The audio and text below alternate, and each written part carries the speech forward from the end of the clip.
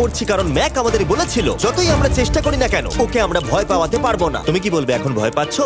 একটু একটু ভয় করছে। একটু একটু? আর এটা হলো শুধুমাত্র একটা, ম্যাক যতগুলো ভয় এই ভিডিওতে পেতে চলেছে।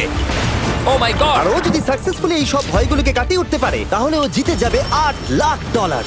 আমি মিথ্যে কথা বলছি না, আমি যতটা ভেবেছিলাম তার থেকেও বেশি অনেক ভয়ঙ্কর এটা। 3, 2, 1, খোলো খুলে দাও খুলে দাও। ও বাপ রে। কনগ্রাচুলেশনস, তুমি পার করে ফেলেছো প্রথম চ্যালেঞ্জ। Let's go.